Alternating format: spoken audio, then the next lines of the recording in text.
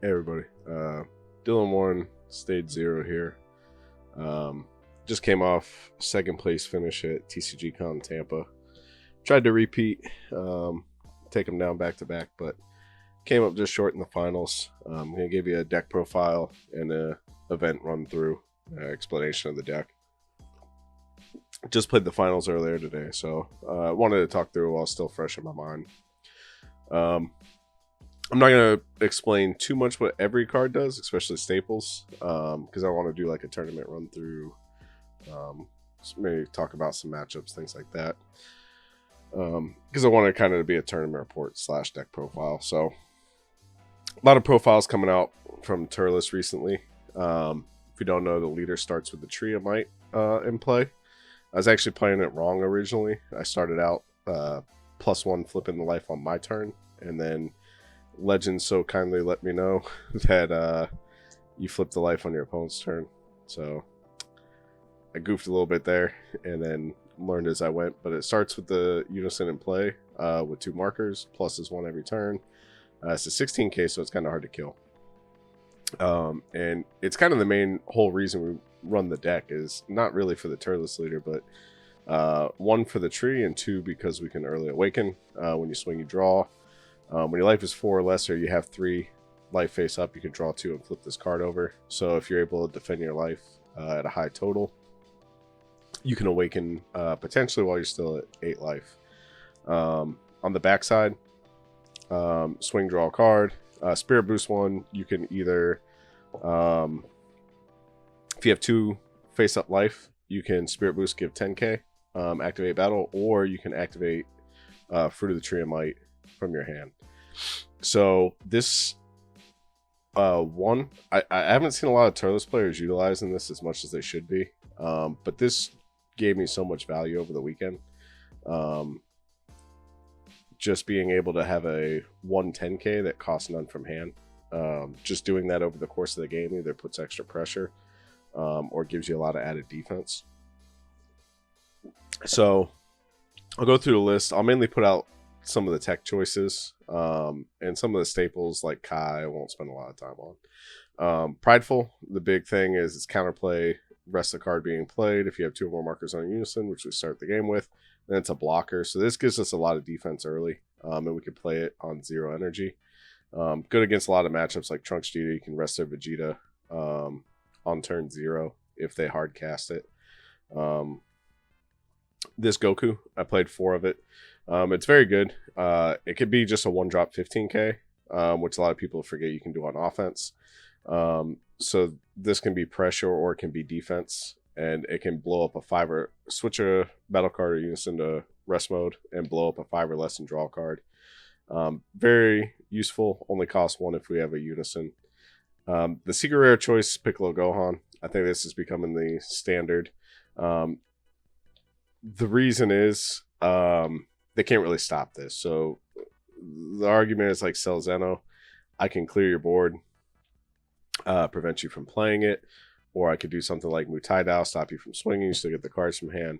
But the Gohan, Piccolo Gohan, the real reason for it is there's no real way to stop it. Let's say you stop all my attacks, I can swing with a Poutine and combo with it. Becomes a 35k. So this turns anything into pressure. And it also makes it hard for you to go all in on a yellow deck if you don't know what STR they're playing or if you know they have this in hand. 3 reposts, pretty standard. The Goku Black Kamehameha is pretty standard. Final Flash. Time Magic's the main negative choice. Lost to U7 in the finals. Times Magic helps out a lot in that matchup. Helps against Cell in the Gamma matchup. Just stops a lot of things right now in the meta. Only costs 1 and has the potential to be free if you have Sparking. 2 blocker negates. Free is always good, and then extra cards just trigger our repose and put our Death Blaster live. So never really dead. You charge it and set repose live. Power of the Super Saiyan, staple, it's broken. So one thing, tech choice, I did go with 3 repost over 3 of this. That was kind of a bubble for me. You don't always want to charge your extra cards early, and you don't always need repost in this deck. So Felt 3 was fine. I didn't feel like I needed more. Same with 3 Turles. Same thing. You're popping stuff with your Gohan or potentially your Frieza. So you don't really feel like you need to have this maxed out. Gohan Unison's the best card of the deck. It's probably the reason we play Turles. This Unison's not good on its own. But the fact that we can empower into a boss monster Unison like this is very good. One thing I recommend is part of the reason why I did well with the deck is just knowing when to do the -3 and knowing when to do the draw 1. So this has blocker, can draw, so this has very controlling capabilities, but also it can get triple attack, give your leader 5k, and can apply a lot of aggression. That's why it's arguably up there with Boo Unison as the best Unisons in the game right now. And it's because you can both defend with it and you can aggress on people. So this is maxed out at 4. This is probably your main engine. This card I kind of wanted more of, but 1 in the main felt fine. Games are going long. This meta right now is a lot slower than it has been in a while. A lot of yellow, a lot of blue, U7. We're going to late turns. Saw turn 6, 7 a lot of times.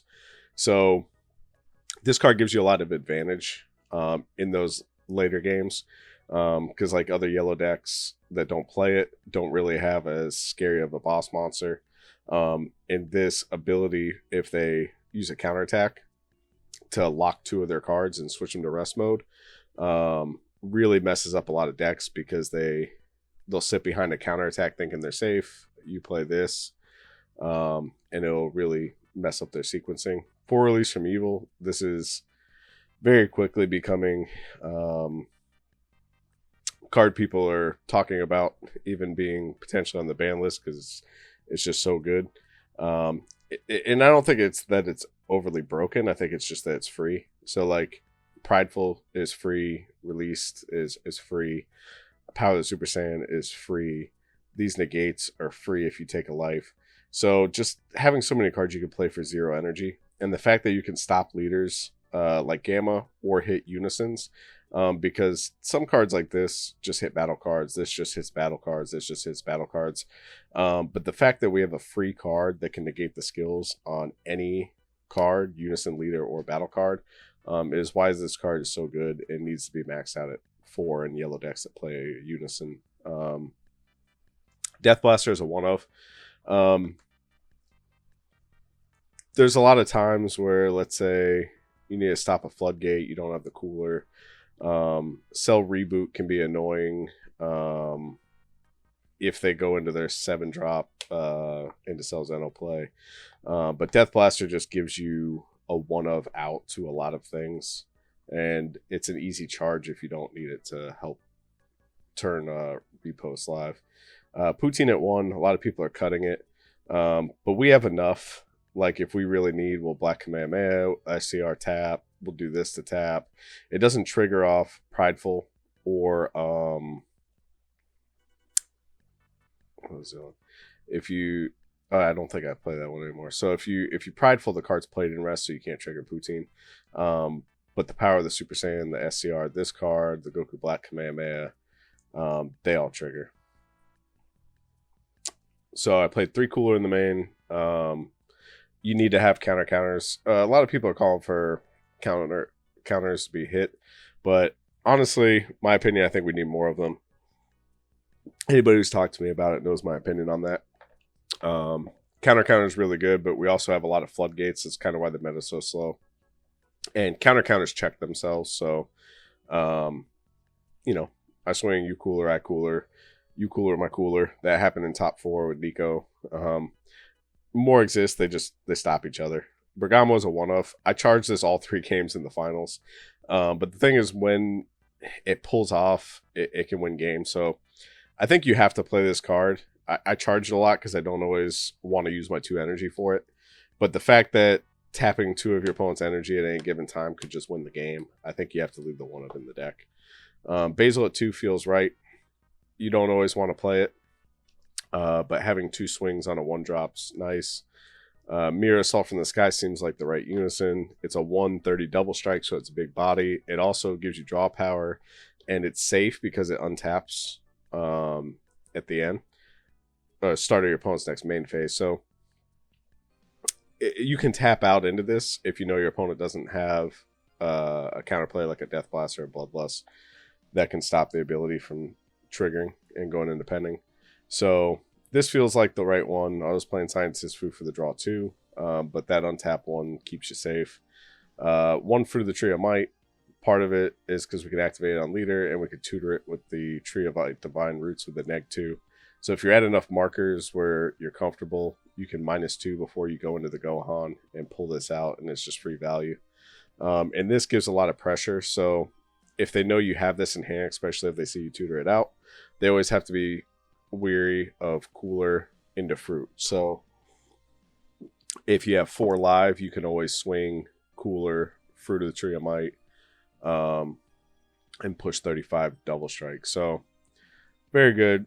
I wouldn't play it at more than one because it's green. You're not going to trigger it multiple times. I like this super combo over Krillin. Part of the reason is I won a lot of games before I ever went to 4 life. So Krillin's nice for the filter, but this super combo, you reveal top, add it to your hand. If it's red, +5 something. If it's yellow, you -5 something for the battle. Essentially just a super combo that's live, turn 0. And if you hit another red-yellow, potentially it could be a 15k. So we do have a couple cards that can be dead with it. So if we reveal Jiren, Poutine, even Kai gives us +5k, so that's fine. Mira or Fruit, then we don't get anything. But that didn't present itself to be much of an issue. Most of the time when I revealed one of those off-color cards, it was still fine. This is a one-of, felt fine. Deflect barrier unique, and makes our extra cards cost extra. Most decks play extra cards. Very good in the yellow mirror. It's obnoxious when this is on board. They can usually eventually find a way to either final flash it or stop it from being annoying. But it's very pesky. Helped me against Butters a little bit. Not too much because he would have the 5-drop to kill it, but it gave me a couple turns where I was at an advantage. So it's helpful against a lot of decks. Worth the one of. I don't think I'd run more. And then one Jiren, Survival of the Fittest. I feel like the games go too long that if you run into the blue, it's a good chance till turning of the tide. And for this meta, I didn't want to lose a game 1. So Jiren, if they play the turning of the tide into you and don't realize you mainboard it, you just kind of auto win if they run into it. So sideboard, 2, we tie down. This stops sell Zeno, 9-drop sell. Oh, yeah. Stop 9. No, 9-drop sell, kill it. Works against you 7 if you do in window 2 against the Goku or the Vegeta. So was kind of helpful. I'd put it in probably about 50% of my games. 4th cooler, 2 commies. This was for the Trunks Vegeta matchup, and I actually forgot to put it in against any of the Trunks Vegetas. So it's in there just to pop their board. One more Frieza. Any game that you know is going to go long, this becomes a nice boss monster. This was for Bulma, but I didn't see Bulma all day. This can kill them. They put out maybe 6-7 blockers and they feel safe. You tap 2, tap all their blockers, have a cooler up, and now they're all of a sudden in a lot of danger. So expected to see some Bulma, didn't. One of, just in case I see Yellow Sin, because we're going to go long, they're going to get to the tap 6. This buys you an extra turn. One more Death Blast here just in case ran into a deck where it'd be useful against. 2 Deborah.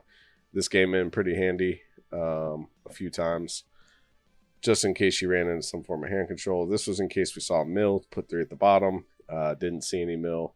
And one more Jiren just in case we played against blue. So I'll go through the matchups and I'll explain some of the tech choices. That's the wrong file. Where my sticky notes go? Okay, here we go. Okay, so I might have mixed up one of these rounds, but for the most part, it's right. So in Swiss, round 1, I played Butters King Gold. We went to time. Very close game. Butters, great player. We played many times. I won game 1. He won game 2. Game 3, I think I just had more life because I awakened early and we had a small clock. So he played it really well, but unfortunately, I think we just had a small clock and his deck has to take life more than mine does. Played against Blue Trunks. This was actually pretty dangerous because he played the 8-drop and ripped my hand down to 1 card. I main decked the Jiren and I had it in hand, so I didn't realize if they play the 8-drop Vegito that bottom decks 2 cards from your hand on play and swing. This stops it because they can't put the cards back into your deck. So I chose not to Jiren it, and he put my hand down to 1 and almost killed me.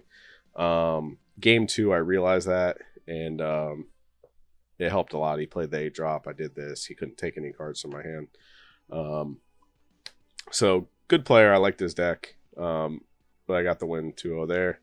Brandon, Brandon's a great player. Trunks Jita is the matchup I really don't like just because it goes so long.